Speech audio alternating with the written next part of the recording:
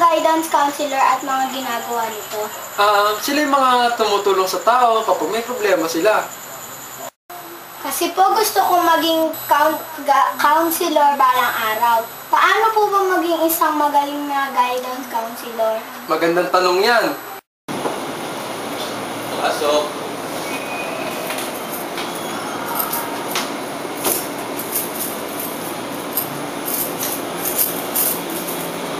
Morning, sir. Morning. Ano yan? Pinatawag niyo daw po ako. Pinatawag. Pinatawag na ako ito. Ano nga ba problema? Kasi po, bakla po ako eh. Kailangan maging kaakit-akit tayo sa ating kinakounsel. Maging mapagkumbaba tayo at laging nakangiti.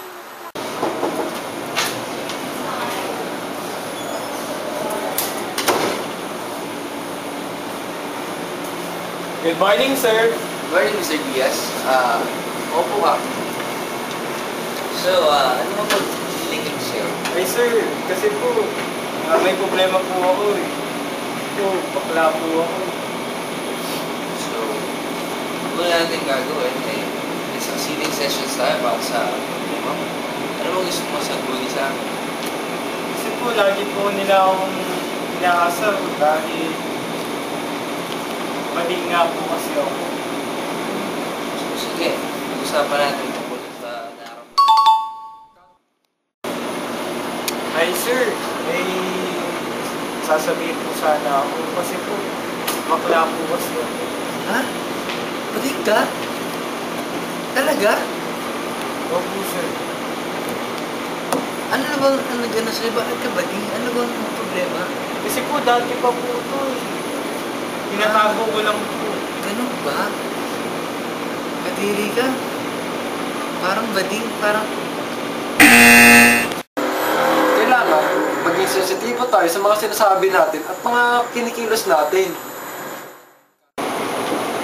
Sir, may problema po ako. Ano yun? Kasi po, bading nga po kasi ako. Ganun ba? So, ano naramdaman mo sa akin? Nahihiya po. Huwag ka mahiya. Ano ka ba? Okay lang yan. Unti-unti na natatanggap sa lipunan ng mga katulad niyo. May ibang hindi, may ibang oo. Pero okay lang yan. At least wala kang ginagawang masama o makakasama sa ibang tao. Ganun po.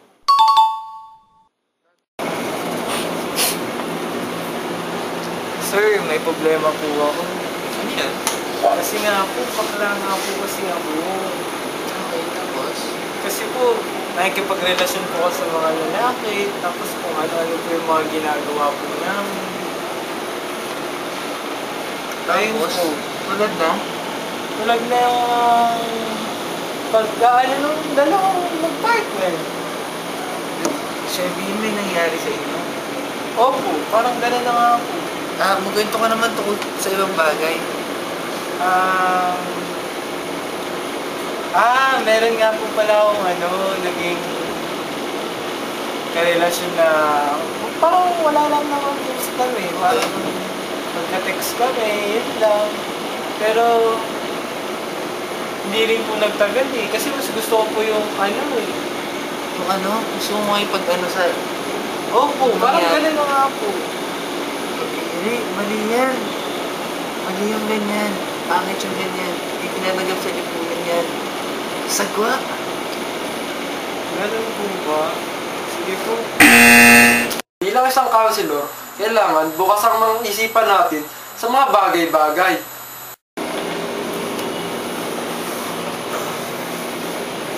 Sir, sasabihin po sana ako. Ano yung Mr. Diaz? Kasi po, bakla nga po kasi ako. Okay. Tapos, mahilig po may relasyon sa mga lalaki.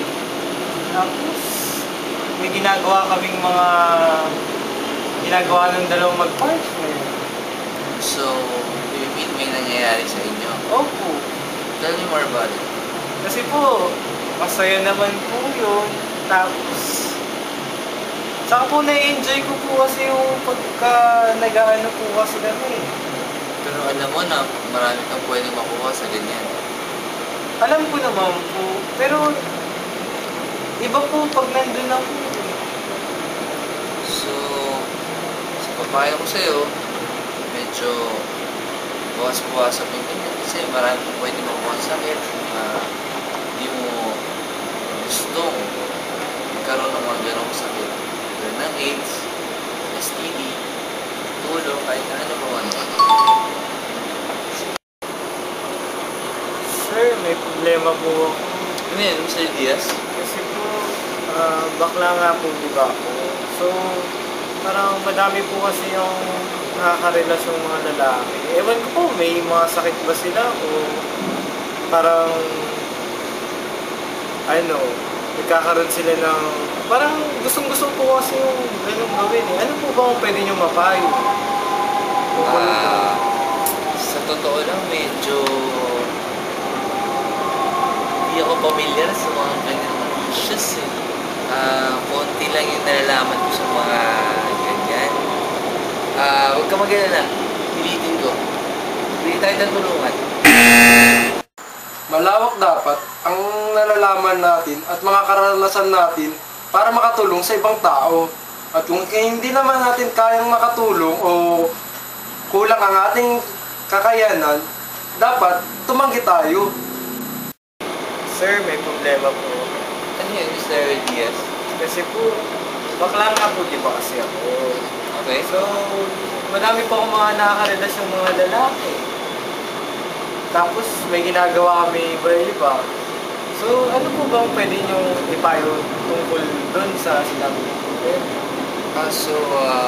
Problema mo is mapatol ka sa mga lalaki, nakapagtali ka sa mga lalaki. So, kaya kitang tulungan sa problema mo yan. Kung gusto mo ba, tumigil ka na sa pagiging ganyan, pagtalik sa iba, kaya kita tulungan. Marami akong nabasa dyan sa tungkol sa ganyan. At marami akong napag-aralan base sa sinabi mo sa tungkol sa problema mo. Sir, ito nga po. Kasi po pumapatol nga po ako sa mga lalaki. So, ano po bang pwede nyo ipayo sa akin?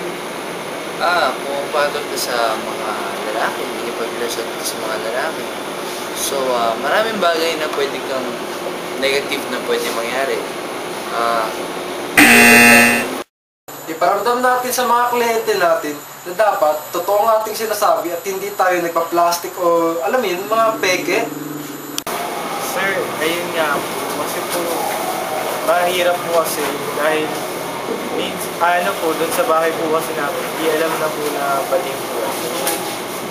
Tapos, dito lang po sa school na alam na parang gano'n nga po ako baling. Kaya po, nahihirapan ako kung ano po pwede kong gawin para matanggap ako ng daddy ko. Kasi po, hindi po niya ako matanggap eh, dahil ayaw niya po talaga sa baling. First of all, tulad ng communication session, kaya sila problema. Yun yung paalam. Yun yung ipakita. Gumawa ka ng mabuti na pwede nilang acknowledge na mapapurihan ka. Kahit sa ganun para na mabawasan yung tingin nila sa yung negative. So, mukha ka ng taba, huwag ka sa kanila mag-aaral ka mabuti. Kaya tulad yan. So, dahil doon, sa mag-aaral mabuti, magkaroon ng mataas na grades, matutuwa rin kasi buwabawasan din yung mga negative na nakikita nila sa pagkaaral. Yung ganyan mo. Hey sir, ano nga po pala dun sa may ano ko po, problema. Kasi po yung parents ko, hindi po kasi nila alam na bading nga po kasi ako. Okay. Parang nahihirapan po ako dahil pag sa bahay, lalaking lalaki po ako. Pero pagdating sa school, bigla pong kumipilantik. Ayun po. Ano ulit yan? Ano sabi mo? Yun nga po, kasi nahihirapan po ako dun sa bahay. Dahil nga po na parang, kasi po bakla nga kasi ako. Parang tinatago ko po dun sa daddy ko kasi yung daddy ko ayaw po na kayo. So, bakla.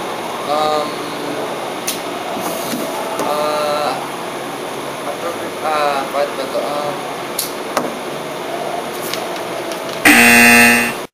At bilang isang counselor, kailangan magaling tayo makipag-usap sa mga tao.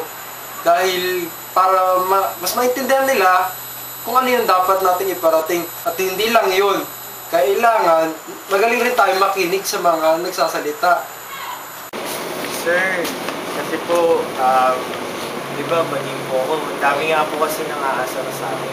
Para po sa sarili ko, parang gusto ko na po na lumipat ng ibang school o kaya magpakamatay. Kasi po, sobrang lagi na lang, everyday na lang po kasi akong papasok. Aasarin nila akong bading. Saan at kailan ka magpapakamatay? Siguro po pag sobra, sa bahay po siguro. Tapos, Gabi kaya to, tanghali, umaga. gabi po, para po walang makakita. Malaman, para hindi rin malaman ng parents ko magpapakamatay ako ng gano'n.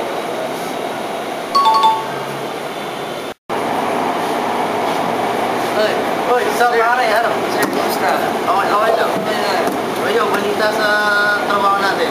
Medyo stress ka eh. Dagdag pa yung mga ibang problema. Kanina nga lang, pare. Alam mo, pinagpunta dito ang kliyente. Anong problema naman ng kliyente natin? Papakamatay daw. Paano mo papakamatay naman? Ewan ko sa kanya eh. Nakasal daw siya palagi ng mga ano niya. Ano bang problema nun? Bading pa. Bading? Kasi ano, kung makakasalubong sa kwarto, Sus Diaz. Yung Diaz? Wala pa na yun? Bakla yun eh. Ngayon ko lang din napansin. Bakla siya. Yung pala pare. Sige, mauna na ako. Sige, bro. At ang mga impormasyon na sinasabi ng mga kliyente natin ay dapat isikreto at hindi dapat nating ipagkalat yun kung kani-kanino lang. Lalo na kung ito isang sensitibong bagay.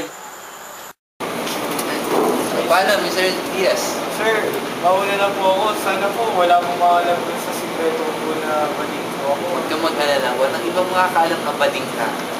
Salamat sa pupunta. Pag may problema ka ulit, nagkita ulit tayo. Huwag kang mag-alala. Uy, sir! Kumusta po, sir?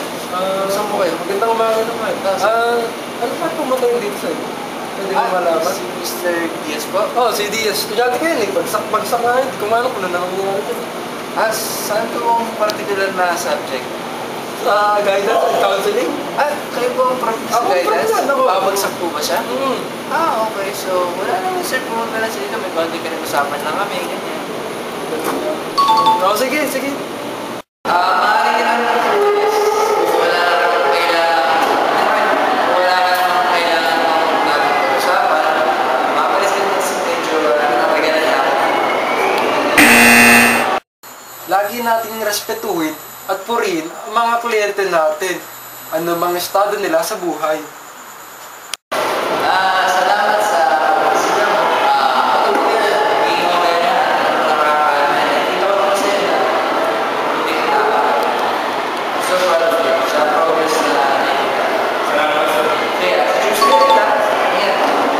Ganun pala ang mga katangian ng epektibong guidance counselor. Alam ko na ang dapat kong gawin. Mabuti naman. Pagpatuloy mo lang ang iyong mga pangarap. Maraming salamat. Walang anuman.